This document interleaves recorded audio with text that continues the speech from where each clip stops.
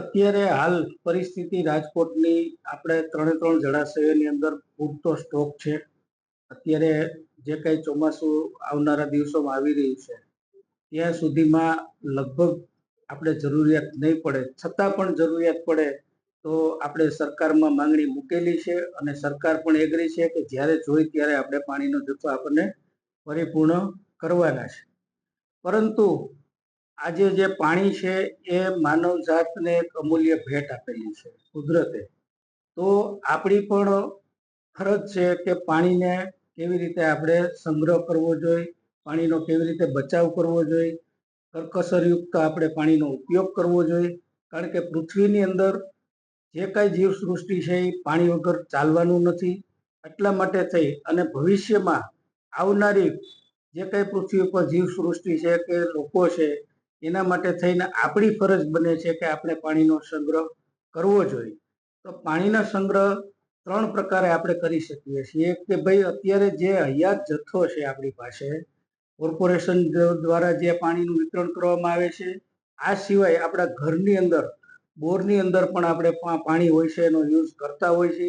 આ પાણીને આપણે કરકસરયુક્ત આપણે ઉપયોગ કરવો જોઈએ, ખોટો બગાડ ના કરવો જોઈએ. એટલા માટેથી કારણ કે આપણા આવનારા ભવિષ્યમાં આપણા બાળકો માટે આપણે પાણી પીવા માટે એને મળી રહે એના માટે થઈને આપણે કરવું જોઈએ આ કાર્ય. બીજું છે હાર્વેસ્ટિંગ સિસ્ટમ છે, જે અત્યારે કોર્પોરેશન દ્વારા આપણે કાર્ય ચાલુ છે. દરેક કોમન પ્લોટની અંદર અત્યારે આપણે બોર યોજનાથી 100 ફૂટના બોર કરીએ છીએ અને આખી એક સિસ્ટમથી પાણીનો સંગ્રહ અત્યારે આપણે કાર્ય રાજકોટ કોર્પોરેશનમાં ચાલુ છે. ત્રીજું છે એ હાઈરાઇઝ બિલ્ડિંગ છે, લોરાઇઝ બિલ્ડિંગ છે, ઔદ્યોગિક વસાહત છે, શૈક્ષણિક સંસ્થાઓ છે, સરકારી સંસ્થાઓ છે, એના જે પ્લોટની અંદર પણ બોર જે કરી અને પાણીને રોકવું જોઈએ અને જમીનની અંદર આપણે પાણીને ઉતારવું જોઈએ.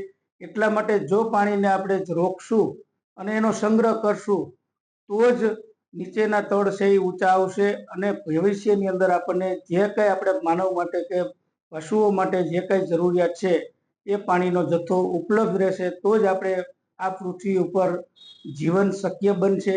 એટલે મારી એક રાજકોટ મ્યુનિસિપલ કોર્પોરેશનના એક વોટરવર્ક સમિતિના ચેરમેન તરીકે રાજકોટની શહેરની જનતાને હું એક અપીલ કરું છું કે ભાઈ પાણીનો જે કંઈ છે એ ખોટો બગાડ ન કરતા જરૂરિયાત પૂરતું જ આપણે પાણીનો ઉપયોગ કરશું અને પાણીને કેમ બચાવવું એ આપણે આગામી દિવસોની અંદર વરસાદી હમણાં જે વાતાવરણ ચાલુ થવાનું છે ત્યારે આપણે પૂરતું આપણા ઘરની અંદર પણ જે બોર હોય એને રિચાર્જ કરીએ અને પાણીને સંગ્રહ કરીએ. બોર રિચાર્જ કરવા માટે કોર્પોરેશન દ્વારા સુવિધા આપવામાં આવે છે. સુવિધાનો કેવી રીતે ઉપયોગ કરવો છે? કોર્પોરેશનની અંદર જ્યારે કોઈ પણ સોસાયટીની અંદર કોમન પ્લોટ હોય અને એમ કે ભાઈ અમારે બોર યોજના કરવાની છે તો જે તે ડેપ્યુટી એન્જિનિયરને આપણે એક એપ્લિકેશન આપવાની હોય છે અને એપ્લિકેશનના આધારે અત્યારે હાલ ધારાસભ્યશ્રીની ગ્રાન્ટમાંથી આપણે દરેક લોકોની જે માંગણી છે એના આપણે ધારાસભ્યની ગ્રાન્ટમાંથી આપણે બોર કરાવી દઈએ છીએ. કેટલો ખર્ચ લોકોએ કરવાનો હોય છે ને કેટલો કોર્પોરેશન? અત્યારે સંપૂર્ણ ખર્ચ છે એ કોર્પોરેશન ધારાસભ્યની ગ્રાન્ટમાંથી આપણે કરીએ છીએ. એટલે અત્યારે કોમન પ્લોટની અંદર જે કંઈ બોરી કરીએ છીએ એમાં એક પણ લોકોને ફાળો આપવાનો રહેતો નથી. બોર રિચાર્જ યોજના છે તેમાં 90% ખર્ચ કોર્પોરેશન આપે.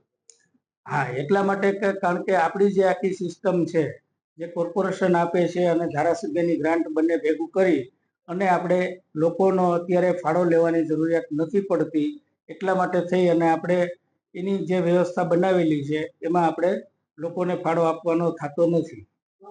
વાત કરીએ છીએ ડેમોની એમાં અંદાજે કેટલું પાણી હશે, કેટલા દિવસ ચાલે છે અને જો જરૂર પડશે તો ક્યાંથી પાણી આપણે મંગાવવાનું છે? અત્યારે હાલ છે જે ત્રણેય આપણી જે સપાટીઓ છે એ જૂન સુધી આપણી પાસે પૂરતો જથ્થો છે.